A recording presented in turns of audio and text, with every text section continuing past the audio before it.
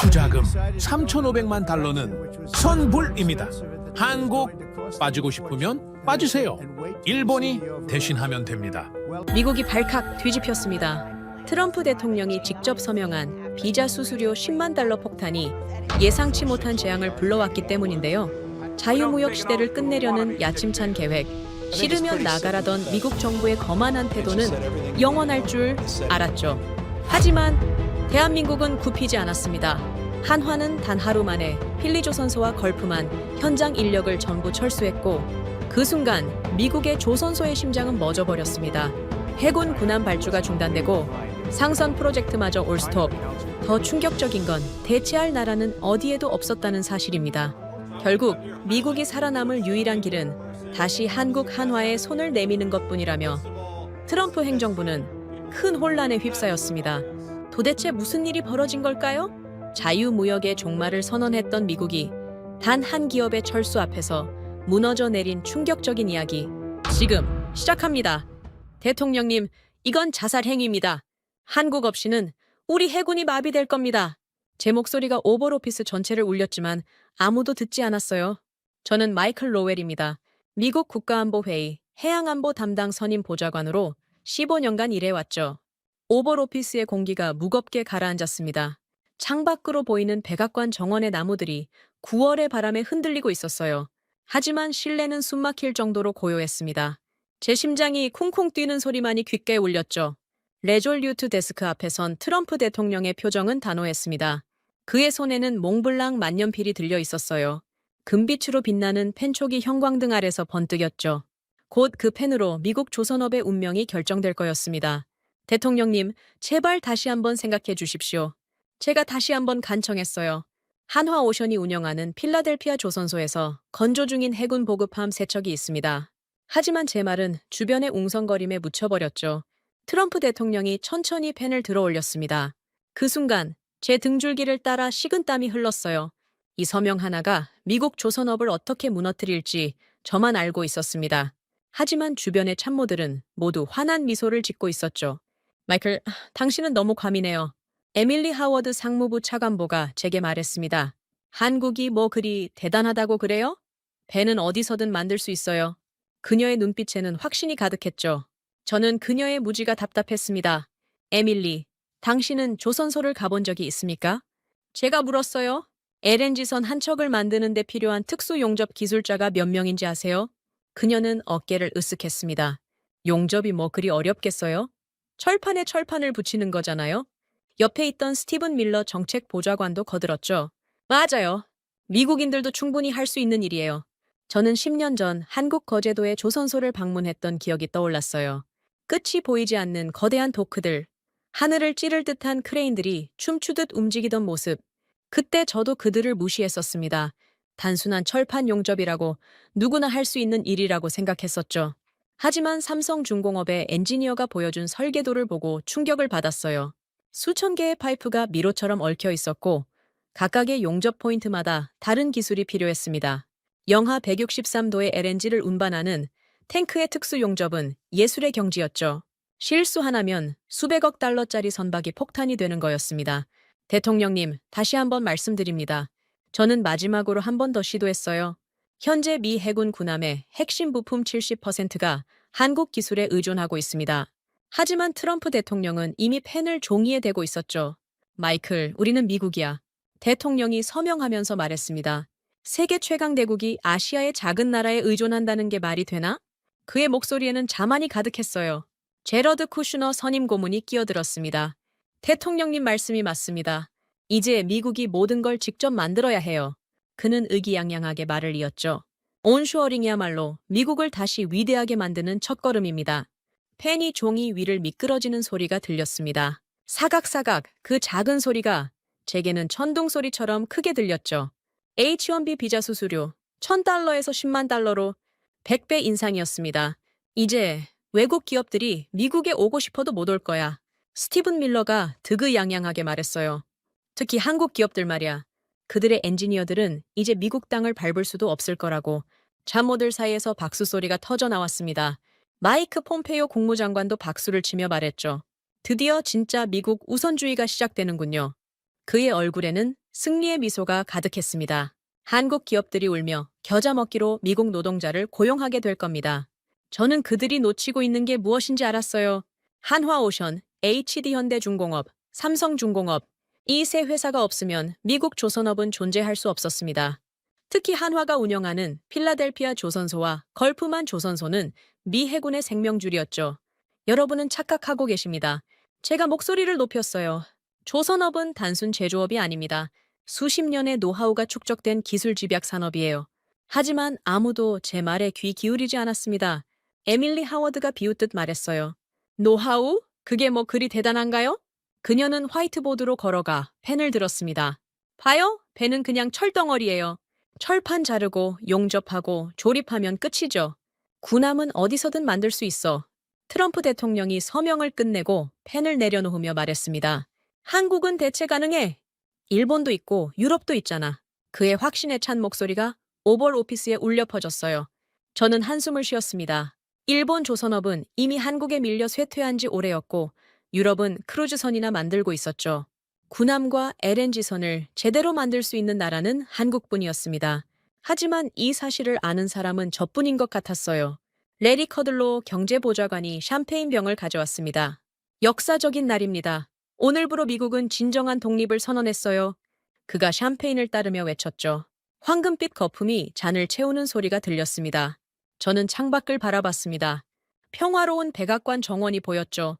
하지만 제 머릿속에는 텅 빈 조선소의 모습이 그려졌어요. 멈춰선 크레인들, 녹슬어가는 철판들, 그리고 침묵하는 바다. 대통령님, 조선업은 반도체와 달라요. 제가 마지막으로 말했습니다. 한 번 무너지면 다시 일으켜 세우는데 10년이 걸립니다. 하지만 아무도 제 말을 듣지 않았어요. 에밀리 하워드가 샴페인 잔을 들어올렸습니다.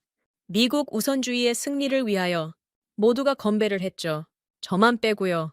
제 손에 들린 서류가 떨리고 있었습니다. 한국 조선업 의존도 분석 보고서였어요.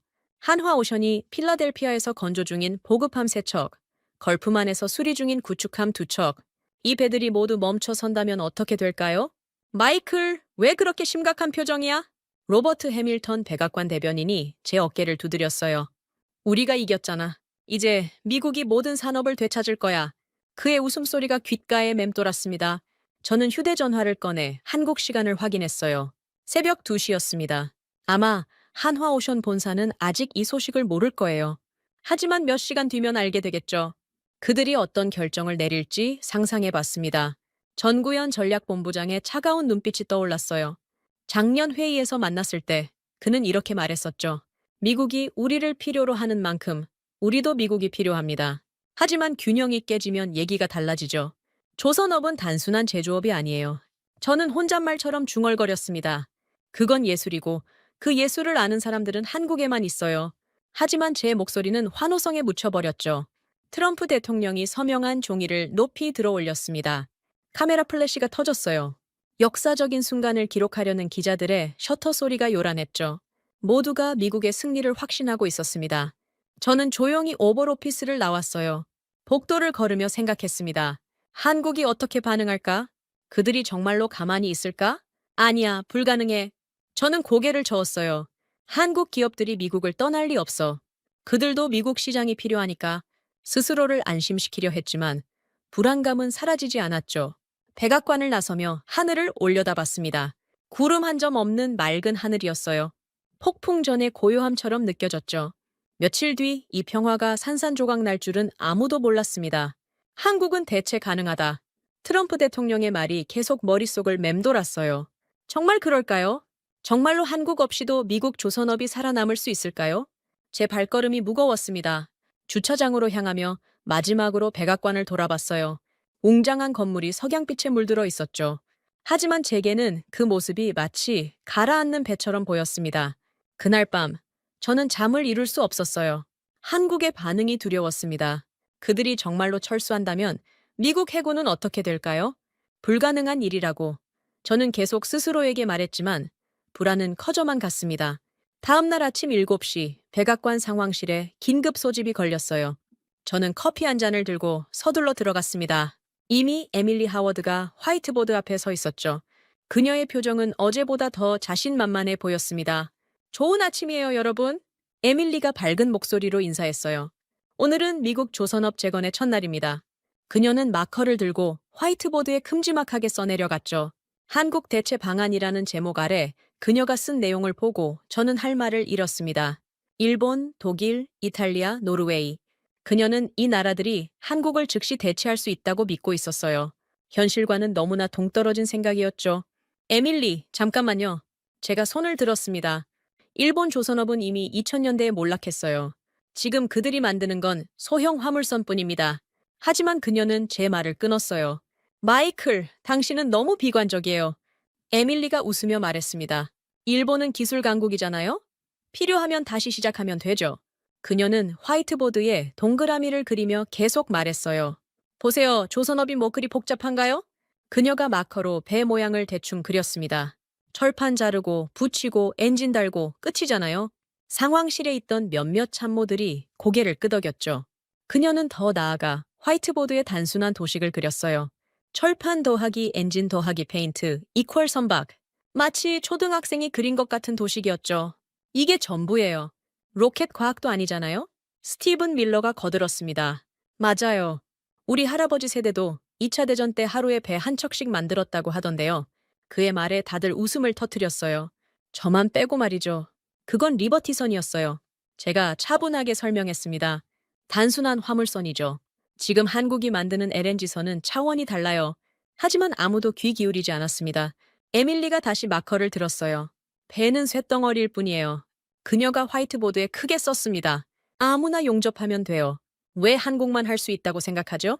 그녀는 심지어 용접을 시범까지 보였어요. 손가락으로 지지직 소리를 내며 허공에 선을 그었죠. 이렇게 하면 되는 거 아닌가요?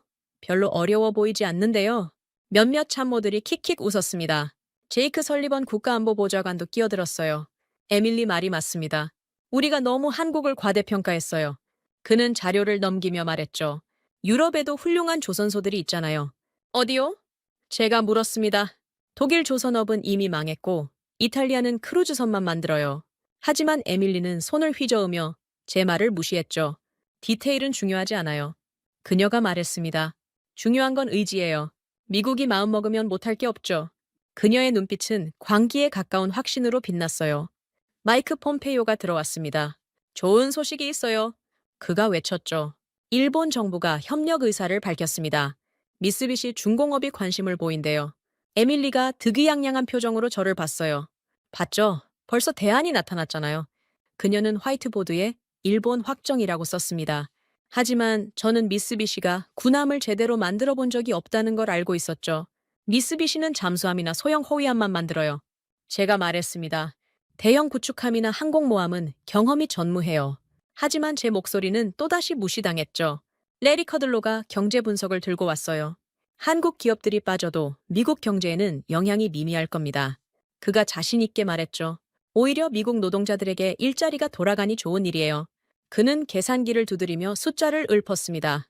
한국인 엔지니어 1명이 빠지면 미국인 5명이 일자리를 얻어요. 그의 계산은 터무니없었지만 모두가 고개를 끄덕였죠. 전문 기술자와 단순 노동자를 같은 선상에 놓고 있었거든요. 저는 답답함을 느꼈습니다. 조선업 기술자는 하루아침에 만들어지지 않아요. 제가 테이블을 두드리며 말했어요. 특수 용접사 1명 양성하는데 최소 5년이 걸립니다. 에밀리가 비웃었어요. 5년? 과장이 심하시네요. 그녀는 화이트보드에 또 뭔가를 적었습니다. 용접 교육 3개월이면 충분이라고요. 에밀리, 당신은 조선소를 가본 적이 있나요? 제가 물었습니다. 그녀가 잠시 멈칫했어요. 그게 중요한가요? 저는 데이터를 봅니다. 현장은 부차적이죠. 그녀는 오히려 당당하게 말했어요. 저는 엑셀과 파워포인트로 모든 걸 분석할 수 있어요. 그녀가 노트북을 열며 말했죠. 현장은 그냥 제 분석을 실행하는 곳일 뿐이에요. 바로 그때 로버트 해밀턴이 뛰어들어왔어요. 한국 언론이 난리예요. 그가 숨을 헐떡이며 말했습니다. 한화오션이 긴급 이사회를 소집했대요. 에밀리가 어깨를 으쓱했습니다. 그래봤자 뭘 하겠어요? 미국 시장을 포기할 순 없을 거예요. 그녀는 여전히 자신만만했죠. 한국은 우리가 필요해요. 우리는 한국이 필요 없고요. 스티븐 밀러가 맞장구를 쳤어요. 정확합니다. 이제 주도권은 우리한테 있어요. 그는 커피를 한 모금 마시며 말했죠. 한국 기업들이 무릎 꿇고 올 거예요. 저는 창밖을 바라봤습니다. 아침 햇살이 밝게 비치고 있었지만 제 마음은 어두웠어요. 이들의 오만이 어떤 결과를 가져올지 너무나 명확히 보였거든요. 하지만 아무도 제 경고를 듣지 않았죠. 에밀리가 프레젠테이션을 시작했어요. 자, 이제 구체적인 계획을 말씀드릴게요. 그녀는 슬라이드를 넘기며 말했습니다. 일단 유럽 조선소들과 접촉하고 동시에 미국 내 조선소를 확장합니다. 어떤 조선소를 확장한다는 거죠? 제가 물었어요. 현재 미국의 제대로 된 조선소는 한화가 운영하는 곳뿐이에요. 하지만 그녀는 제 질문을 가볍게 넘겼습니다. 걱정 마세요. 인프라는 금방 만들 수 있어요. 에밀리가 말했죠. 중요한 건 의지와 자본이고 미국은 둘 다 가지고 있어요. 그녀의 말에 참모들이 박수를 쳤습니다. 제이크 설리번이 말했어요. 한국이 빠지면 오히려 좋아요. 너무 의존적이었거든요. 그는 자료를 들어 보이며 계속했죠. 이제 진정한 독립을 이룰 때입니다. 저는 마지막으로 한 번 더 시도했어요. 여러분, 현실을 직시하세요. 제가 일어서며 말했습니다. 한국은 전 세계 군함의 절반 이상을 만들어요. 이게 우연일까요? 에밀리가 끼어들었어요. 과거의 영광일 뿐이에요. 시대는 변했어요. 그녀는 화이트보드를 두드리며 말했죠. 이제 미국이 주도권을 되찾을 거예요. 회의가 끝날 무렵 에밀리가 최종 정리를 했습니다. 걱정하지 마세요. 석 달 안에 모든 게 정상화될 거예요. 그녀는 화이트보드에 크게 써놨죠. 미국 조선업 부활 D-Day 12월 20일이라고요. 그녀는 마지막으로 덧붙였어요. 크리스마스 선물로 미국 국민들에게 진정한 독립을 선사할 거예요. 참모들이 또 박수를 쳤습니다. 저는 그저 한숨만 쉴 뿐이었죠. 저는 회의실을 나가며 머리가 지끈거렸어요. 복도에서 만난 해군 장교가 걱정스러운 표정으로 물었습니다. 정말 괜찮을까요? 우리 군함 건조는요? 저는 그에게 뭐라 답해야 할지 몰랐어요. 휴대전화가 울렸습니다. 필라델피아 조선소의 제이슨 밀러였어요. 마이클, 큰일 났어요. 한화 엔지니어들이 뭔가 준비하는 것 같아요. 그의 목소리에는 불안이 가득했죠. 무슨 준비요? 제가 물었습니다. 잘 모르겠는데 서류를 정리하고 있어요. 마치 그는 말을 멈췄다가 다시 이었어요. 마치 떠날 준비를 하는 것 같아요. 제 가슴이 철렁 내려앉았습니다. 설마 정말로 철수할 생각일까요? 아니, 그럴 리 없다고 생각하려 했지만 불안은 점점 커져만 갔어요. 에밀리의 자신만만한 얼굴이 떠올랐죠. 그녀는 조선업을 너무 쉽게 생각했어요. 배가 단순한 쇳덩어리라고 아무나 용접하면 된다고 믿었죠. 하지만 현실은 달랐습니다. 그리고 우리는 곧 그 대가를 치르게 되겠죠. 이틀 후 아침, 저는 국무부에서 온 긴급 보고서를 받았어요. 한국 정부가 협상 의사를 밝혔다는 내용이었습니다. 표면적으로는 비자 문제 해결을 위한 대화를 원한다고 했죠. 백악관 상황실에는 안도의 분위기가 퍼졌습니다. 봤죠? 제가 뭐라고 했습니까? 에밀리 하워드가 득의양양하게 말했어요. 한국은 결국 고개를 숙일 수밖에 없어요. 그녀는 커피를 마시며 여유로운 표정을 지었죠. 스티븐 밀러도 거들었습니다. 이제 협상 테이블에서 우리가 원하는 걸 다 얻을 수 있겠네요. 그는 손바닥을 비비며 말했어요. 비자 수수료도 올렸겠다. 이참에 기술 이전까지 요구해야죠. 저는 뭔가 이상하다고 느꼈어요. 한국 기업들, 특히 한화오션이 이렇게 쉽게 굴복할 리가 없었거든요. 작년에 만났던 전구현 전략본부장의 차가운 눈빛이 떠올랐습니다. 그는 절대 쉽게 물러서는 사람이 아니었어요. 오후 2시 CNN에서 한화오션 본사의 모습이 생중계되었습니다. 서울 장교동 본사 앞에 기자들이 몰려 있었어요. 전구현 전략본부장이 마이크 앞에 섰죠. 그의 표정은 침착했습니다. 우리는 미국 정부와 건설적인 대화를 나눌 준비가 되어 있습니다. 전구현이 차분하게 말했어요. 양국의 협력은 세계 조선업 발전에 중요하니까요. 기자들이 플래시를 터뜨렸습니다. 백악관 상황실에서 모두가 환호했어요. 역시 우리가 이겼어. 에밀리가 소리쳤죠. 한국이 백기를 든 거야. 샴페인을 꺼내자는 사람도 있었습니다. 하지만 저는 전구현의 눈빛을 놓치지 않았어요. 카메라를 똑바로 보는 그의 눈에는 뭔가 다른 게 있었습니다. 굴복이 아니라 결연함이었죠. 마치 전쟁을 준비하는 장군 같았어요. 그날 밤 저는 한국에 있는 옛 동료에게 전화를 걸었습니다. 김태준, 전직 한국 해군 장교 출신으로 지금은 조선업 컨설턴트로 일하고 있었죠. 태준, 한화오션이 정말 협상할 생각일까? 제가 물었어요. 김태준이 웃었습니다. 마이클, 당신은 한국을 잘 모르는군요. 그의 목소리에는 묘한 자신감이 있었어요. 전구현 본부장이 그런 사람 같습니까? 그럼 뭘 준비하는 거지? 제가 다시 물었죠. 김태준이 잠시 침묵했습니다. 그리고 조용히 말했어요. 내가 들은 바로는 아니, 이건 그냥 소문인데요. 그가 목소리를 낮췄습니다. 한화 본사 지하 상황실에서 뭔가 큰 회의가 있었다고 해요. 제 심장이 빨라졌죠. 무슨 회의? 잘 모르겠어요. 하지만 참석자들이 심상치 않았대요. 김태준이 말을 이었습니다. 법무팀, 인사팀, 그리고 항공팀까지요. 항공팀이라는 말에 제 머릿속에서 경보가 울렸어요. 왜 조선회사에서 항공팀이 필요하죠? 설마, 아니, 그럴 리 없다고 생각했지만 불안감은 커져만 갔습니다. 다음 날 아침 필라델피아 조선소에서 연락이 왔어요. 제이슨 밀러의 목소리는 더욱 불안해 보였습니다. 마이클, 이상해요. 한화 직원들이 가족 사진을 치우고 있어요. 제 등골이 서늘해졌죠. 무슨 소리야? 사무실에 걸려있던 가족 사진들을 다 상자에 담고 있어요. 제이슨이 떨리는 목소리로 말했어요. 개인 물품들도 정리하고 있고요. 저는 즉시 백악관으로 달려갔습니다. 하지만 상황실의 분위기는 여전히 낙관적이었어요. 에밀리가 프레젠테이션을 하고 있었죠. 한국의 항복 조건이라는 제목이 화면에 떠 있었습니다. 우리가 요구할 사항들입니다. 에밀리가 자신만만하게 말했어요. 첫째, 기술 이전. 둘째, 미국인 고용 의무화. 세, 그녀는 마치 승리자처럼 조건들을 나열했죠. 에밀리, 잠깐만요. 제가 끼어들었습니다. 필라델피아에서 이상한 움직임이 있어요. 하지만 그녀는 손을 휘저으며 제 말을 막았어요. 마이클, 그건 당연한 거예요. 그녀가 웃으며 말했습니다. 협상을 앞두고 압박 카드를 쓰려는 거죠. 다른 참모들도 고개를 끄덕였어요. 마이크 폼페이오가 거들었죠. 맞아요. 전형적인 벼랑 끝 전술이에요. 그는 팔짱을 끼며 말했습니다. 우리가 물러서면 안 됩니다. 더 강하게 나가야 해요. 바로 그때 로버트 해밀턴이 태블릿을 들고 뛰어들어왔어요. 속보입니다.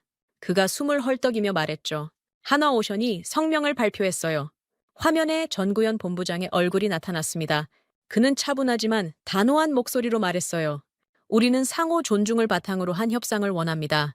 하지만 그 다음 말이 중요했죠. 다만 우리도 준비할 건 준비하겠습니다. 전구현이 카메라를 똑바로 보며 말했어요. 한화오션은 언제나 모든 가능성에 대비합니다. 그의 눈빛이 차가웠죠. 에밀리가 코웃음을 쳤습니다. 허세예요. 뭘 준비한다는 거죠?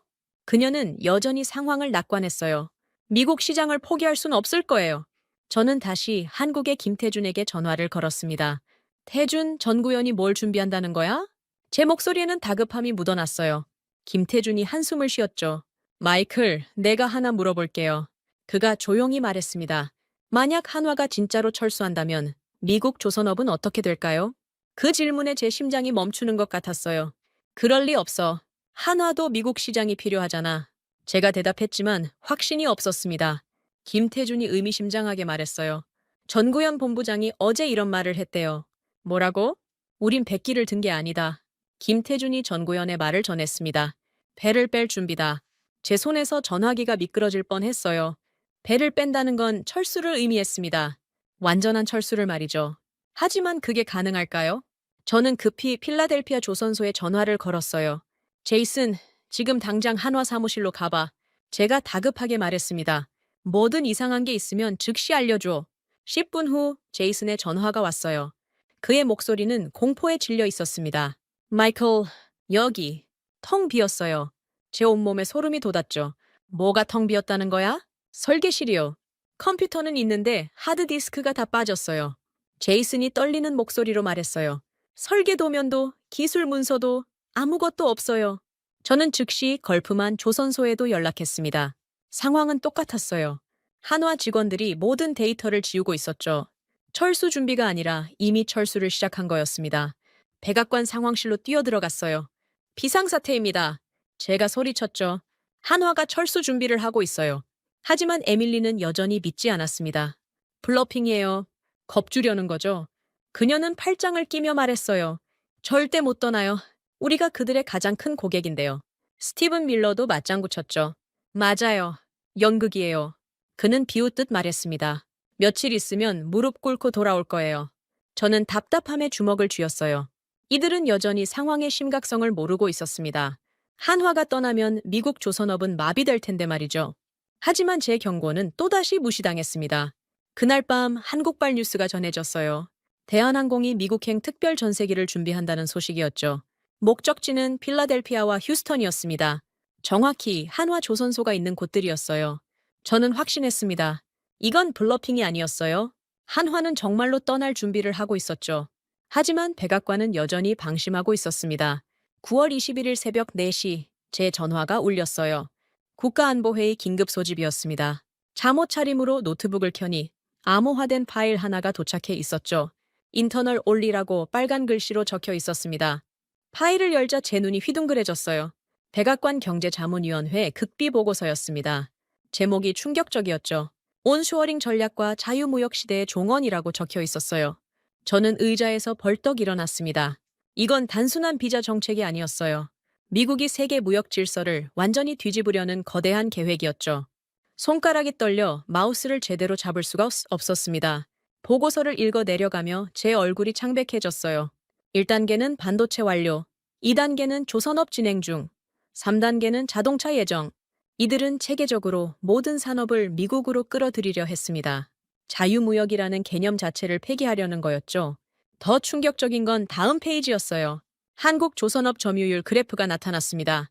전 세계 LNG선의 75%, 초대형 컨테이너선의 68%, 그리고 무엇보다 미 해군 핵심 부품의 70%가 한국산이었죠. 이런 젠장, 저는 혼잣말로 욕설을 내뱉었어요. 이 수치를 알면서도 한국을 몰아내려 한다는 게 믿기지 않았습니다. 이건 자살행위나 다름없었죠. 보고서 말미에 충격적인 문장이 있었어요. 한국의 조선 기술 의존도는 일시적 불편, 6개월 내 대체 가능. 누가 이런 터무니없는 분석을 했는지 확인해보니 에밀리 하워드였습니다. 그녀는 현실을 전혀 모르고 있었어요. 저는 즉시 펜타곤의 해군 조달 담당관에게 전화를 걸었어요. 톰, 나 마이클이야. 지금 당장 만나야 해. 새벽이었지만 그도 깨어 있었습니다. 나도 막 보고서를 받았어. 이건 재앙이야. 1시간 후 펜타곤 지하 회의실에서 톰을 만났어요. 그의 표정은 잿빛이었습니다. 마이클, 우리 해군이 망하게 생겼어. 그가 파일을 펼치며 말했죠. 이게 현재 건조 중인 군함 목록이야. 톰이 서류를 가리켰어요. 알레이버크급 구축함 세척, 버지니아급 잠수함 부품, 포드급 항공모함 핵심 시스템. 모두 한화의 기술이 필요한 것들이었습니다. 한화가 철수하면? 제가 물었어요. 톰이 고개를 저었습니다. 최소 3년은 지연돼. 아니, 어쩌면 5년이 될 수도 있어. 저는 다시 극비 보고서를 펼쳤어요.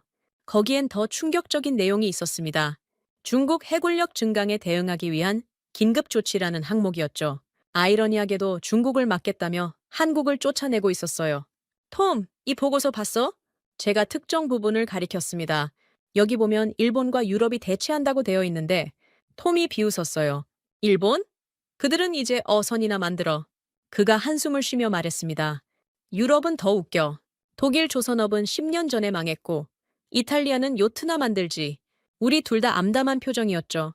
그때 톰이 노트북을 열었어요. 이걸 봐. 어제 받은 해군 정보부 분석이야. 화면에 나타난 내용은 충격적이었습니다. 한화 철수 시 미 해군 전력 30% 감소 예상이었죠. 30%? 제가 놀라서 물었어요. 그게 무슨 의미인지 알아? 태평양 함대가 반토막 난다는 거야. 톰의 목소리가 떨렸습니다. 그가 다른 문서를 꺼냈어요. 더 큰 문제가 있어. 현재 수리 중인 함정들도 있거든. 톰이 리스트를 보여줬습니다. 이지스 구축함 2척, 강습 상륙함 1척이 한화 엔지니어들 손에 있어. 저는 보고서를 다시 읽었어요.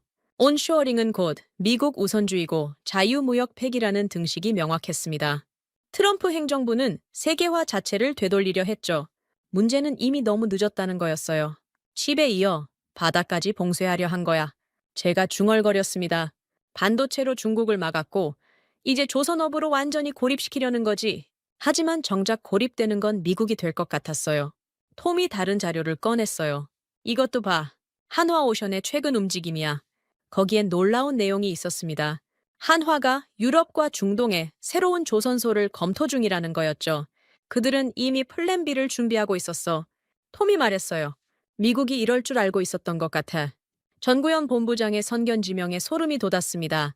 제가 휴대전화를 확인하니 메시지가 와 있었어요. 한국의 김태준이었습니다. 마이클, 내일 아침이 디데이야. 준비해. 짧은 문장이었지만 의미는 명확했죠. 저는 급히 백악관으로 돌아왔어요. 상황실에는 아직 아무도 없었습니다. 저는 컴퓨터를 켜고 긴급 보고서를 작성하기 시작했어요. 한화 철수시 예상 시나리오라는 제목으로요. 첫 번째, 필라델피아 조선소 즉시 마비. 두 번째, 걸프만 조선소 3일 내 폐쇄. 세 번째, 미 해군 함정 건조 전면 중단. 네 번째, 대체 조선소 확보 최소 5년 소요. 보고서를 쓰면서 손이 떨렸어요. 이게 현실이 된다면 미국 해군은 끝이었습니다. 중국은 손뼉을 치며 좋아하겠죠.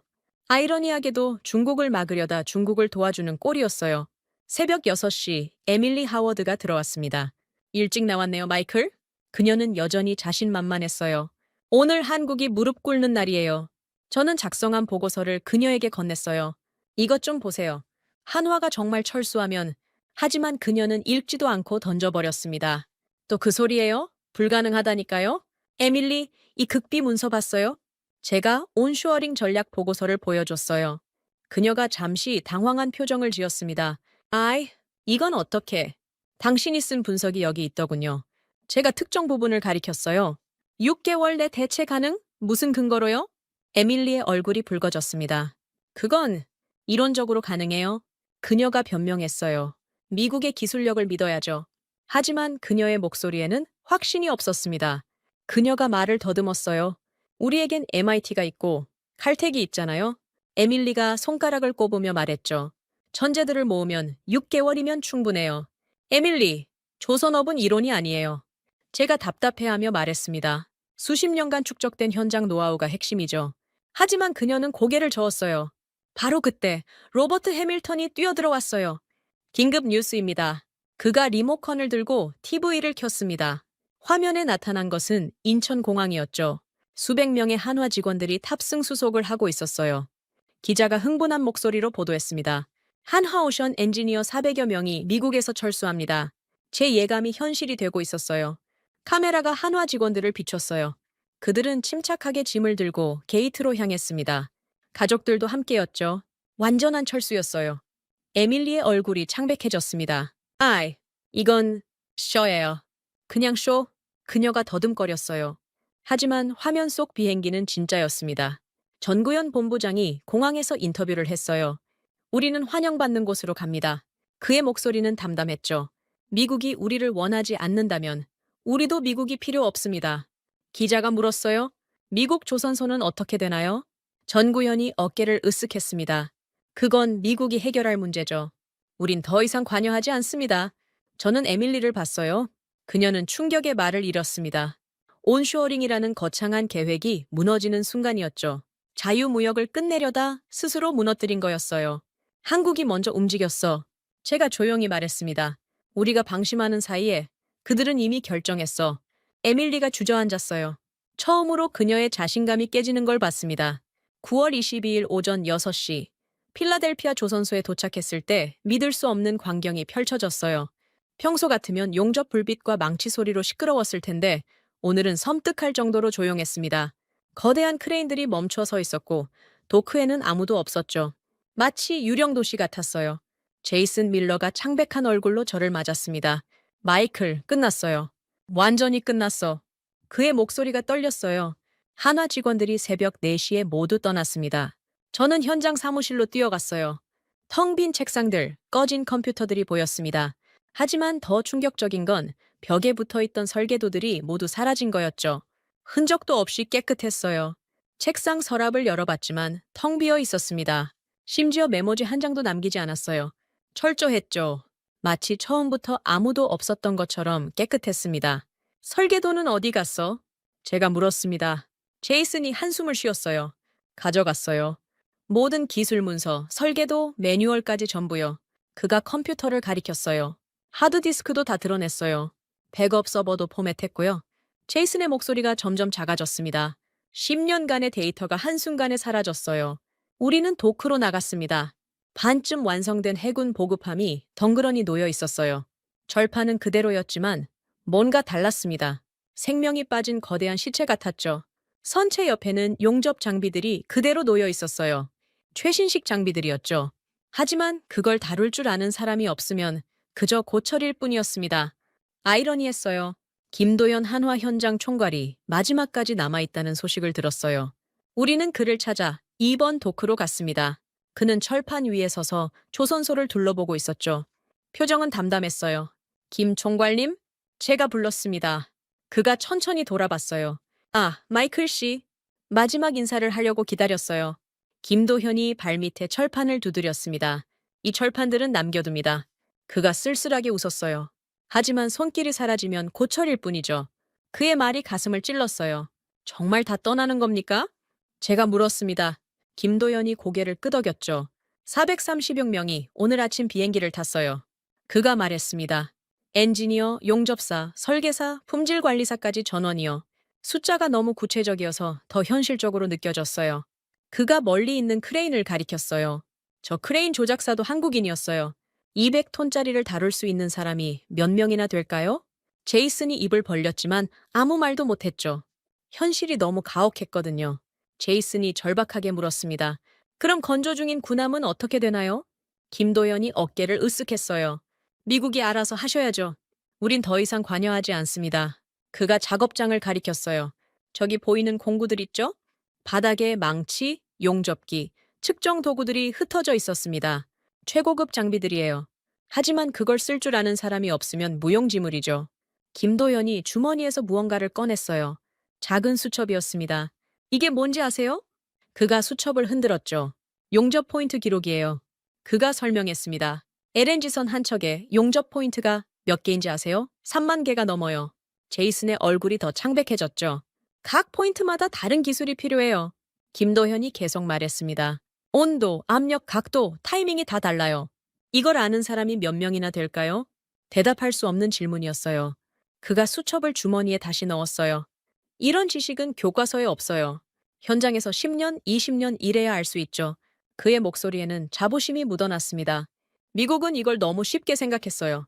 그때 그의 휴대전화가 울렸습니다. 네, 지금 갑니다. 짧은 통화를 마친 그가 우리를 봤어요. 제 비행기 시간이에요.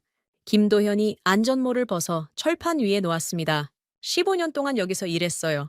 그의 목소리에 아쉬움이 묻어났죠. 좋은 시절이었습니다. 하지만 이제 끝이에요. 그가 작업복 주머니에서 뭔가를 또 꺼냈어요. 조선소 출입증이었습니다. 이것도 필요 없겠네요. 그가 출입증을 철판 위에 놓았어요. 우리는 그를 따라 정문까지 걸었어요. 주차장에 검은 승합차가 기다리고 있었습니다. 차 안에는 마지막까지 남았던 한화 직원 몇 명이 타고 있었죠. 모두 침묵하고 있었어요. 마이클 씨, 김도연이 채 오르기 전에 돌아봤습니다. 조선업은 사람이 전부예요. 기계나 설비가 아니라 사람이요. 그의 눈빛이 진지했어요. 미국은 그걸 잊었어요. 그가 쓸쓸하게 웃었습니다. 절판과 크레인만 있으면 배를 만들 수 있다고 생각했죠. 차 문이 닫혔어요. 승합차가 떠나는 걸 보며 제이슨이 말했습니다. 이제 어떻게 하죠?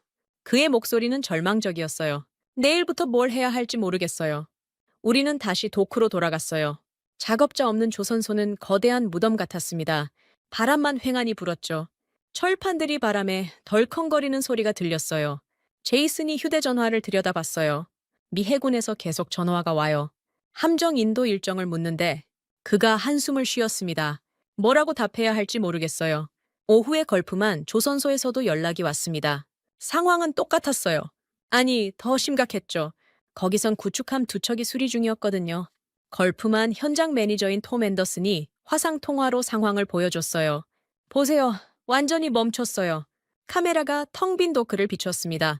구축함이 반쯤 해체된 채로 방치되어 있었죠. 한화 기술자들이 없으면 조립을 못해요. 톰이 절박하게 말했어요. 이 배들은 이제 고철 덩어리예요. 해군 관계자들도 화상 통화에 참여했습니다. 해군 소장이 물었어요. 다른 기술자들을 구할 순 없나? 톰이 고개를 저었습니다. 이지스 시스템 통합을 아는 사람이 미국에 없어요. 그가 카메라를 돌렸어요. 보세요, 이 케이블들. 수천 개예요. 화면에 복잡하게 얽힌 케이블들이 보였습니다. 어디에 뭘 연결해야 하는지 아는 사람이 없어요. 제가 백악관으로 돌아왔을 때는 이미 난리가 나 있었어요. 펜타곤에서 긴급 보고서가 올라왔습니다. 해군 전력 즉각 30% 감소라는 충격적인 내용이었죠.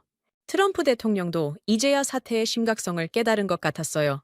에밀리 하워드는 여전히 부정하고 있었습니다. 일시적인 거예요. 금방 대체 인력을 구할 수 있어요. 하지만 그녀의 목소리에는 더 이상 확신이 없었죠. 떨리는 손으로 커피잔을 들고 있었어요. 스티븐 밀러가 소리쳤어요. 일본에 연락했어? 유럽은? 보좌관들이 전화기를 들고 뛰어다녔습니다. 하지만 답은 똑같았어요. 불가능하다는 거였죠. 그날 저녁 CNN 속보가 나왔어요. 미 해군 군수지원함 건조 프로젝트 전면 중단이라는 자막이 떴습니다. 앵커가 심각한 표정으로 보도했죠. 한화철수로 미국 조선업이 마비됐습니다. 화면에 텅 빈 필라델피아 조선소가 나왔어요. 멈춰선 크레인, 방치된 철판들, 그리고 반쯤 완성된 군함. 마치 전쟁터에서 패배한 후의 모습 같았습니다. 미국의 자존심이 무너지는 순간이었죠. 기자가 현장에서 리포트했어요. 이곳은 어제까지만 해도 수백 명이 일하던 곳입니다. 그녀가 텅 빈 작업장을 가리켰죠. 하지만 오늘은 유령 도시가 됐습니다. 저는 창밖을 바라봤어요. 백악관 정원은 여전히 평화로웠지만 폭풍이 다가오고 있었습니다. 한화가 떠난 자리는 너무나 컸어요. 그리고 그 빈자리를 채울 수 있는 건 아무것도 없었죠. 김도현의 말이 계속 귓가에 맴돌았어요. 철판은 남겨둔다. 하지만 손길이 사라지면 고철일 뿐이다. 그 말이 맞았습니다. 우리에게 남은 건 거대한 고철 덩어리뿐이었어요. 제이슨이 문자를 보내왔습니다. 마이클, 해군에서 난리예요. 함정 인도가 최소 3년은 지연된대요. 3년이요. 그동안 중국 해군은 얼마나 더 강해질까요? 그날 밤 저는 잠을 이룰 수 없었어요. 미국이 스스로 판 함정에 빠진 거였습니다. 온쇼어링이라는 이름으로 자유무역을 끝내려 했지만 결과는 참담했죠. 우리가 잃은 건 단순한 기술자들이 아니었어요. 미국 해양 패권의 한 축이 무너진 거였습니다. 그리고 그걸 되돌릴 방법은 없었죠. 한화가 떠나면서 가져간 건 지식과 경험이었고 그건 돈으로 살 수 없는 것이었어요. 우리는 너무 늦게 깨달았습니다. 9월 23일 아침 백악관 상황실은 전쟁터를 방불케 했어요. 밤새 날아온 보고서들이 테이블에 산더미처럼 쌓여 있었습니다. 펜타곤, 국무부, 상무부, 모든 곳에서 비상이었죠. 하지만 에밀리 하워드는 여전히 웃고 있었어요. 다들 왜 그렇게 심각해요? 에밀리가 커피를 마시며 말했습니다. 한국이 떠났으면 어때요? 세계는 넓잖아요. 그녀의 태도에 저는 할 말을 잃었어요. CNN에서 속보가 나왔습니다. 필라델피아 조선소 완전 폐쇄라는 자막이 화면을 가득 채웠어요. 기자가 텅 빈 조선소를 배경으로 리포트했죠. 미 해군의 핵심 시설이 하루아침에 멈췄습니다. 에밀리가 리모컨을 들어 채널을 돌렸어요. 과장 보도예요. 언론은 항상 그래요. 그녀가 코웃음을 쳤습니다. 며칠 지나면 다들 잊을 거예요. 스티븐 밀러가 다급하게 들어왔어요. 에밀리, 큰일 났어. 일본이 거절했어. 그가 서류를 테이블에 던졌습니다. 미쓰비시도 가와사키도 다 불가능하대? 에밀리가 손을 휘저었어요. 그럼 유럽이 있잖아요. 그녀는 여전히 낙관적이었습니다. 독일, 프랑스, 이탈리아. 선택지는 많아요. 제가 끼어들었어요. 에밀리, 독일 조선업은 2010년에 망했어요. 하지만 그녀는 제 말을 무시했습니다. 그건 당신 생각이고요. 바로 그때 국무부에서 전화가 왔어요. 마이크 폼페이오의 목소리가 스피커폰으로 울렸습니다. 독일 정부가 방금 답변했어. 조선 기술자가 없대. 에밀리의 표정이 살짝 굳었지만 금세 다시 웃었어요. 그럼 프랑스는요? 그녀가 물었습니다. 폼페이오가 한숨을 쉬었어요. 프랑스는 군함을 자기들 것도 제때 못 만들어. 에밀리가 자리에서 벌떡 일어났어요. 이탈리아가 있잖아요. 핑칸티에리. 그녀가 흥분해서 말했습니다. 그들은 분명 할 수 있어요. 제가 노트북을 열었어요. 핑칸티에리는 크루즈선 전문이에요. 군함은 에밀리가 제 말을 끊었습니다. 크루즈선이든 군함이든 다 배잖아요. 그녀는 화이트보드로 걸어갔어요. 마커를 들고 큰 글씨로 썼습니다. 유럽연합 총동원이라고요. 모든 유럽 국가를 합치면 돼요. 로버트 해밀턴이 들어왔어요. 에밀리, 현실을 봐요. 유럽 전체 조선 능력을 합쳐도 한국의 3분의 1이에요. 하지만 에밀리는 고개를 저었습니다. 그건 과거 통계예요. 그녀가 서류 더미를 뒤졌어요. 여기 어디선가 봤는데. 아, 여기. 에밀리가 낡은 보고서를 들어올렸습니다. 1990년대 유럽 조선업 전성기 자료예요. 저는 어이가 없었어요. 그게 30년 전 자료잖아요. 하지만 에밀리는 들은 척도 안 했습니다. 기술은 남아있을 거예요. 사람들이 기억하고 있을 거라고요. 펜타곤에서 긴급 화상회의 요청이 왔어요. 화면에 해군 참모총장이 나타났습니다. 그의 표정은 잿빛이었어요. 상황이 심각합니다. 태평양 함대가 마비 위기예요. 에밀리가 화면 앞으로 다가갔어요. 제동님, 걱정 마세요. 대안을 찾고 있어요. 그녀가 자신 있게 말했습니다. 유럽 조선소들과 협상 중이에요. 해군 참모총장이 고개를 저었어요. 에밀리 씨, 이미 우리가 다 확인했어요. 그가 서류를 들어 보였습니다. 유럽 어느 나라도 우리 군함을 만들 능력이 없어요. 에밀리가 웃었어요. 믿기지 않았지만 정말로 웃고 있었습니다. 제동님은 너무 비관적이세요. 그녀가 손을 휘저었어요. 조선업은 한국만의 것이 아니에요. 에밀리가 큰 소리로 말했습니다. 대체제는 무궁무진해요. 인도도 있고 베트남도 있잖아요. 참모총장의 얼굴이 붉어졌어요.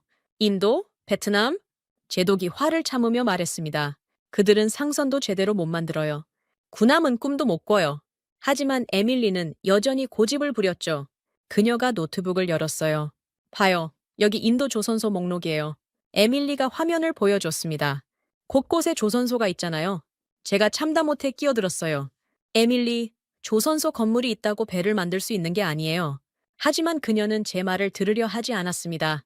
시도는 해봐야죠. 톰 앤더슨이 걸프만에서 전화를 걸어왔어요. 긴급 상황이에요. 구축함이 침수되고 있어요. 모두가 깜짝 놀랐습니다. 뭐라고요? 톰이 다급하게 설명했어요. 수리 중이던 구축함 선체에 물이 새고 있어요. 그의 목소리가 떨렸습니다. 한화 기술자들이 떠나면서 임시 봉쇄만 하고 갔는데 에밀리가 끼어들었어요. 그것 봐요. 일부러 사보타주한 거예요. 그녀가 흥분해서 말했습니다. 이건 경제 테러예요. 하지만 톰이 고개를 저었어요. 아니에요. 그들은 경고했어요. 임시 조치라고. 그가 한숨을 쉬었습니다. 제대로 마무리하려면 전문가가 필요하다고 했는데 에밀리가 책상을 쳤어요. 변명하지 마세요. 다른 사람을 구하면 되잖아요. 그녀의 목소리가 날카로웠습니다. 용접이 뭐 그리 어렵다고. 바로 그때 또 다른 속보가 나왔어요. 노르웨이 조선업계, 미국 요청 거절이라는 자막이 떴습니다. 기자가 보도했죠. 노르웨이도 기술 인력 부족을 이유로 협력을 거부했습니다. 에밀리가 TV를 향해 소리쳤어요. 거짓말이에요. 다 한국의 로비예요. 그녀의 얼굴이 붉게 달아올랐습니다. 음모예요, 음모. 스티븐 밀러가 조용히 말했어요. 에밀리, 이제 현실을 받아들여야 해요. 하지만 그녀는 고개를 세차게 저었습니다. 아직 끝나지 않았어요. 그녀가 휴대전화를 들었어요. 내가 직접 유럽에 가겠어요. 에밀리가 비서에게 전화를 걸었습니다. 당장 브리셀행 비행기표를 예약해줘요. 제이크 설리번이 말렸어요. 에밀리, 소용없어요. 이미 다 확인했잖아요. 하지만 그녀는 듣지 않았습니다. 직접 만나서 설득하면 달라질 거예요. 그녀가 가방을 챙기며 말했어요. 돈을 2배, 3배 줘도 좋아요. 에밀리의 눈빛이 광기로 빛났습니다. 미국의 돈이면 뭐든 가능해요. 로버트 해밀턴이 한숨을 쉬었어요. 에밀리, 이건 돈 문제가 아니에요. 그가 차분히 설명했습니다. 기술자가 없는 거예요. 아예 없다고요. 하지만 에밀리는 웃으며 말했어요.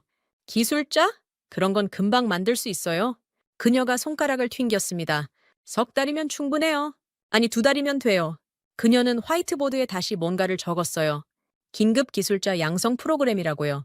봐요, 간단해요. 집중 교육하면 돼요. 에밀리의 확신은 흔들리지 않았습니다. 저는 더 이상 참을 수가 없었어요. 에밀리, 당신은 정말 모르는군요. 제가 일어서며 말했습니다. 조선업은 예술이에요. 2달 교육으로 되는 게 아니라고요. 에밀리가 저를 노려봤어요. 마이클, 당신이 틀렸어요. 그녀가 단호하게 말했습니다. 미국은 불가능을 가능으로 만드는 나라예요. 바로 그때 대통령 비서실장이 들어왔어요. 대통령께서 즉시 오라고 하십니다. 그의 표정이 심각했습니다. 의회에서 청문회를 요구하고 있어요. 에밀리가 당황한 표정을 지었어요. 하지만 곧 다시 미소를 지었습니다. 좋아요. 가서 설명하면 돼요. 그녀가 자신 있게 말했죠. 뭘 설명한다는 거죠? 비서실장이 물었어요. 에밀리가 대답했습니다. 우리의 계획이요? 유럽과 손잡고 새로운 조선 동맹을 만드는 거예요. 모두가 한숨을 쉬었어요. 에밀리만 빼고요. 그녀는 끝까지, 정말 끝까지 현실을 부정하고 있었습니다. 마치 가라앉는 배에서 혼자만 춤추는 사람 같았어요. 저는 창밖을 바라봤습니다. 9월의 하늘은 맑았지만 폭풍이 몰려오고 있었어요. 에밀리의 오만이 미국을 벼랑 끝으로 몰고 있었죠. 하지만 그녀는 여전히 웃고 있었습니다. 9월 24일 오전 10시 백악관 브리핑룸에 기자들이 가득 들어찼어요. 펜타곤에서 공식 발표를 한다는 소식에 전 세계 언론이 몰려들었죠. 해군 작전부장이 단상에 올랐습니다. 그의 표정은 그 어느 때보다 무거웠어요. 현재 미국 조선소 가동률을 발표하겠습니다. 제독이 차트를 보여줬어요. 빨간색 그래프가 급격히 떨어지는 모습이 화면에 나타났죠. 9월 20일 기준 10% 이하입니다. 기자들 사이에서 웅성거림이 일어났어요. 한 기자가 손을 들었습니다. 10%요? 그럼 90%가 멈췄다는 겁니까? 제독이 고개를 끄덕였죠. 정확합니다. 사실상 전면 마비 상태입니다. 그가 다음 슬라이드를 넘겼어요. 필라델피아 조선소, 가동률 제로. 걸프만 조선소, 가동률 5%. 충격적인 숫자들이 계속 나왔습니다. 제독이 레이저 포인터로 그래프를 가리켰어요. 보시다시피 9월 19일까지는 정상이었습니다. 붉은 선이 절벽처럼 떨어지는 부분을 짚었죠. 20일 하루 만에 이렇게 됐습니다. 또 다른 차트가 나타났어요. 미 해군 차세대 군함 건조 일정이라는 제목이었죠. 원래 일정과 수정된 일정이 나란히 표시되어 있었습니다. 그 차이는 충격적이었어요. 알레이버크급 구축함, 최소 3년 지연. 제독이 침통하게 말했습니다. 버지니아급 잠수함 부품 공급, 4년 지연. 기자들이 숨을 들이켰어요. 포드급 항공모함 핵심 시스템도 문제입니다. 제독이 목소리를 낮췄어요. 전투 시스템 통합을 담당하던 한화 엔지니어들이 없으면 완성이 불가능해요. 브리핑룸이 술렁거렸죠. 이게 다가 아닙니다. 제독이 목소리를 높였어요. 현재 수리 중이던 함정 5척도 무기한 정박 상태입니다. 카메라 플래시가 터졌죠. CNN 기자가 물었어요. 그럼 미 해군 전력에 어떤 영향이 있습니까? 제독이 잠시 침묵했습니다. 그리고 충격적인 답변을 했죠. 태평양 함대 전력이 30% 감소할 것으로 예상됩니다. 기자들이 일제히 일어났어요. 30%요? 믿을 수 없다는 반응이었죠. 바로 그때 상무부 차관이 추가 브리핑을 시작했어요. 세계 조선 시장 현황을 말씀드리겠습니다. 그가 새로운 차트를 보여줬습니다. 원그래프에 한국이 압도적인 비중을 차지하고 있었어요. 현재 세계 상선 시장에서 한국의 점유율은 70%입니다. 차관이 설명했어요. LNG선은 75%, 초대형 컨테이너선은 68%. 숫자가 나올 때마다 기자들의 표정이 어두워졌죠. 특히 LNG선은 심각합니다. 차관이 강조했어요. 영하 163도를 견디는 특수 탱크 기술은 한국만 가지고 있어요. 기자들이 메모를 하느라 바빴습니다. 대체 가능성은요? 누군가 물었습니다. 차관이 고개를 저었어요. 현재로선 대체 불가능하다는 게 전문가들의 판정입니다. 브리핑이 끝난 후 저는 복돼서 독일 해양공학 전문가를 만났어요. 한스 슈나이더 교수였습니다. 그는 조선업 분야의 세계적 권위자였죠. 백악관이 급히 초청한 인물이었어요. 슈나이더 교수님, 상황이 어떻게 보이십니까? 제가 물었어요. 교수가 안경을 벗고 닦으며 말했습니다. 재앙이죠. 완전한 재앙이에요. 그가 창밖을 바라봤어요. 마이클 씨, 솔직히 말할게요. 슈나이더 교수의 목소리가 낮아졌습니다. 한화 기술자 없는 미국 조선소는 항구의 녹슨 철더미예요. 그의 말이 너무 직설적이어서 놀랐어요. 그 정도로 심각합니까? 교수가 고개를 끄덕였습니다. 아니, 더 심각해요. 조선업은 단순 제조업이 아니에요. 슈나이더 교수가 설명했어요. 수천 개의 공정이 유기적으로 연결된 종합예술이죠. 그가 손가락을 꼽으며 말했습니다. 설계, 절단, 용접, 도장, 의장, 시운전. 교수가 한숨을 쉬었어요. 각 단계마다 수십 년의 노하우가 필요해요. 한국은 그걸 가지고 있죠. 그의 설명이 이어졌습니다. 더 중요한 건 시스템 통합 능력이에요. 교수가 강조했어요. 현대군함은 컴퓨터 덩어리예요. 그 모든 시스템을 연결하는 건 예술의 경지죠. 그의 설명이 계속됐습니다. 유럽이 왜 조선업에서 밀렸는지 아세요? 교수가 물었어요. 저는 고개를 저었죠. 기술 전수가 끊겼기 때문이에요. 한 번 끊기면 되살리기 불가능해요. 우리가 대화하는 사이 MBC 기자가 다가왔어요. 교수님, 인터뷰 가능하신가요? 슈나이더 교수가 고개를 끄덕였습니다. 카메라가 돌아가기 시작했죠. 미국 조선업의 현재 상황을 어떻게 보십니까? 기자가 물었어요. 교수가 카메라를 똑바로 봤습니다.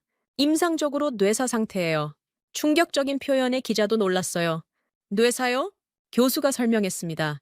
몸은 있지만 의식이 없는 상태죠. 조선소 건물은 있지만 기술이 없어요. 그가 말을 이었어요. 미국은 치명적인 실수를 했어요. 교수의 목소리가 단호했습니다. 자유무역을 부정하고 보호주의로 갔죠. 그 대가를 치르는 겁니다. 기자가 다시 물었어요. 복구 가능성은 어떻게 보십니까? 교수가 고개를 저었습니다. 최소 10년은 걸릴 거예요. 그것도 한국의 도움을 받는다면요. 인터뷰가 끝난 후 저는 상황실로 돌아왔어요. 거기선 또 다른 충격적인 보고서가 기다리고 있었습니다. 월스트리트 증권사들의 분석이었죠.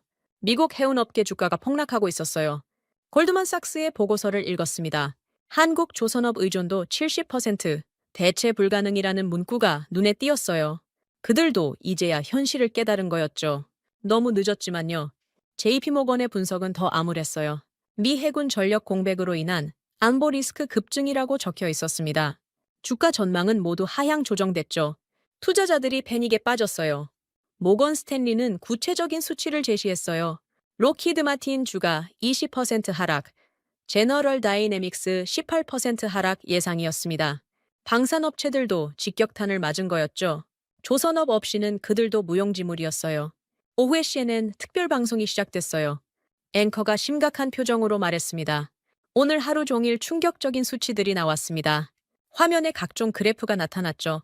미국 조선소 가동률 10%, 한국 점유율 70%. 앵커가 숫자를 읊었어요. 이 숫자들이 의미하는 건 명확합니다. 그가 카메라를 응시했죠. 미국이 스스로 무너뜨린 거예요. 앵커의 목소리가 떨렸습니다. 온쇼어링이라는 이름으로 자유무역을 끝내려 했지만 그가 잠시 멈췄어요. 반도체보다 더 치명적인 건 한국 없는 조선업이었습니다. 앵커의 이 말이 그날의 헤드라인이 됐어요. 모든 언론이 이 문장을 인용했죠. 진실은 때로 아프게 다가옵니다. 패널로 참석한 전문가가 말했어요. 트럼프 행정부의 오판이었습니다. 그가 단호하게 말했죠. 조선업을 너무 가볍게 봤어요. 또 다른 패널이 거들었습니다. 이제 책임을 물어야 합니다. 그의 목소리가 높아졌어요. 누가 이런 재앙을 만들었는지 말이죠. 방송이 끝날 무렵 속보가 떴어요. 하원 군사위원회 긴급 청문회 소집이라는 자막이었습니다. 트럼프 대통령에 대한 책임론이 본격화되는 신호였죠. 의회가 움직이기 시작한 거예요? 저녁 무렵 백악관 앞에 시위대가 모이기 시작했어요. 조선업을 살려라, 해군을 구하라는 플래카드가 나부꼈습니다. 퇴역 군인들도 많이 보였죠. 분노가 거리로 쏟아져 나왔어요. 한 퇴역 해군 대령이 마이크를 잡았어요. 우리 아들이 구축함에서 복무 중입니다. 그의 목소리가 떨렸죠. 이제 그 배가 수리도 못 받는다고 합니다. 그가 백악관을 향해 외쳤어요. 대통령은 무슨 생각으로 한국을 내쫓은 겁니까? 군중이 함성을 질렀습니다. 책임져라! 책임져라! 한 젊은 해군 병사의 어머니도 나섰어요. 제 아들이 타는 배가 언제 고장날지 몰라 무섭습니다. 그녀의 눈에 눈물이 고였어요. 이게 미국 우선주의입니까? 저는 사무실로 돌아와 오늘의 수치들을 다시 정리했어요. 가동률 10%, 점유율 70%, 지연 3년. 이 숫자들이 미국 조선업의 사망 선고나 다름없었죠. 데이터는 거짓말을 하지 않습니다. 밤이 깊어가도 시위대는 해산하지 않았어요. 촛불을 든 사람들이 백악관을 둘러쌌죠. 조선업 없인 바다도 없다는 구호가 밤 하늘에 울려 퍼졌습니다. 미국의 긴 밤이 시작되고 있었어요. 9월 25일 오전 9시 백악관 브리핑룸은 그 어느 때보다 무거운 분위기였어요. 로버트 해밀턴 대변인이 연단에 올랐습니다. 평소에 자신만만한 모습은 온데간데 없었죠. 그의 얼굴은 창백했고 손에는 떨림이 있었어요. 오늘 미국 정부를 대표하여 성명을 발표하겠습니다. 해밀턴이 마이크 앞에서 말했어요. 기자들이 숨을 죽였습니다. 무엇이 나올지 모두가 예상하고 있었죠. 그가 종이를 펼쳤어요. 손이 미세하게 떨리는 게 카메라에 잡혔습니다. 우리는 오만을 반성합니다. 그 한마디에 브리핑룸이 술렁거렸어요. 미국 정부는 조선업의 중요성을 과소평가했습니다. 해밀턴이 계속 읽었어요. 한국 기업들의 기술력과 전문성을 제대로 인정하지 못했습니다. 굴욕적인 고백이 이어졌죠. 그가 고개를 들어 카메라를 봤어요. 특히 한화오션을 비롯한 한국 조선 기업들에게 사과드립니다. 이 순간이 생중계로 전 세계에 전해졌습니다. 미국이 고개를 숙인 역사적 순간이었죠. 우리는 자유무역의 가치를 잊었습니다. 해밀턴의 목소리가 떨렸어요. 보호주의와 온쇼어링이라는 이름으로 큰 실수를 저질렀습니다. 기자들이 미친 듯이 사진을 찍었죠.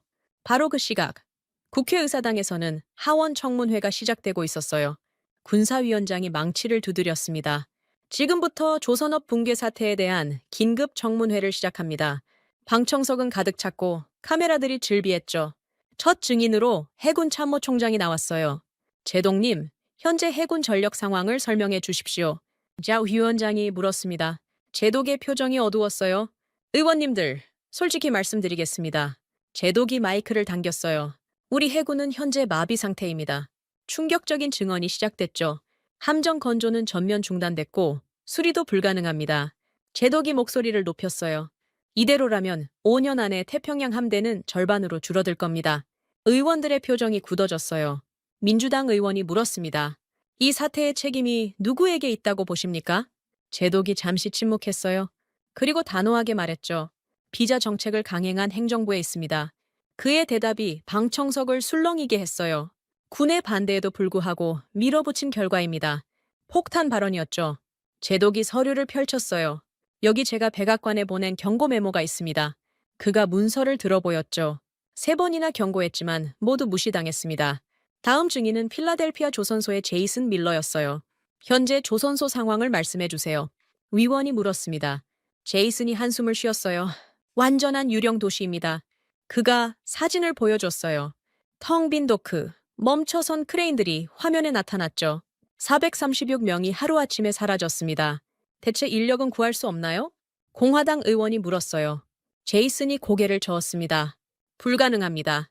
기술자를 양성하는데 최소 10년이 걸려요. 청문회가 진행되는 동안 국회의사당 밖에는 수천 명이 모여 있었어요. 조선업 없인 바다도 없다. 시위대의 구호가 건물 안까지 들렸습니다. 퇴역 군인들, 조선소 노동자들, 그리고 일반 시민들이 함께했죠. 한 참전 용사가 마이크를 잡았어요. 나는 베트남에서 싸웠습니다. 그의 목소리가 울렸어요. 그때도 배가 있어서 싸울 수 있었어요. 지금은 그 배조차 없다는 겁니까? 오후가 되자 더 충격적인 증언이 나왔어요. 에밀리 하워드가 증인석에 앉았습니다. 그녀는 여전히 현실을 부정하려 했지만 의원들의 질문은 날카로웠죠. 당신이 작성한 보고서에 6개월이면 대체 가능하다고 했죠? 에밀리가 더듬거렸어요.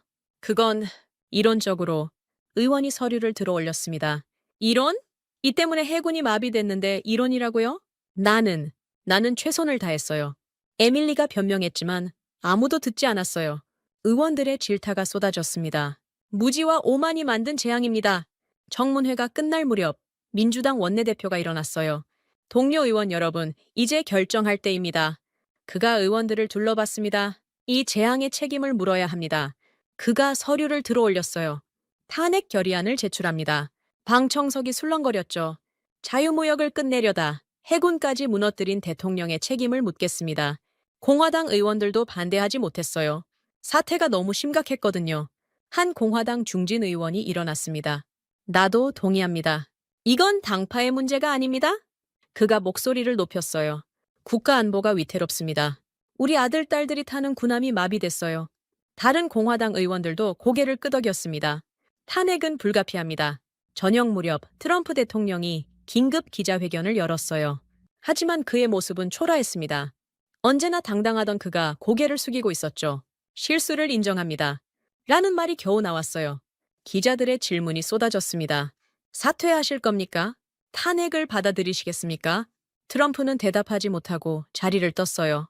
하지만 이미 늦었습니다. 여론은 돌이킬 수 없이 악화됐어요. 각종 여론조사에서 지지율은 20%대로 떨어졌죠. 정치 생명이 끝나가고 있었어요. 그날 밤 저는 백악관 옥상에 올라갔어요. 워싱턴의 야경이 내려다 보였습니다.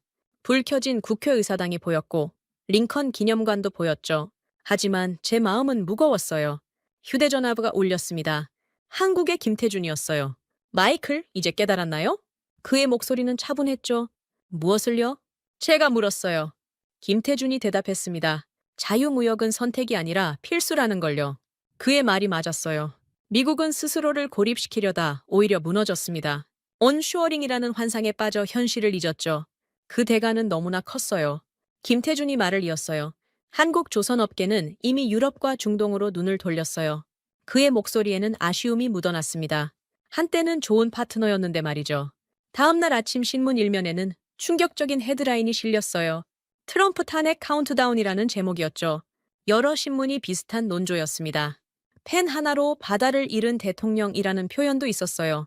워싱턴 포스트는 사설에서 이렇게 썼습니다.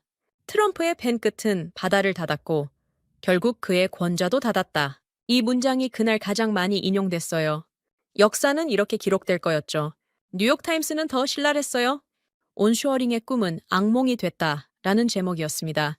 미국 우선주의가 미국을 마지막으로 만들었다는 평론도 있었죠. 언론의 비판이 쏟아졌어요. 의회에서는 탄핵 절차가 빠르게 진행됐어요.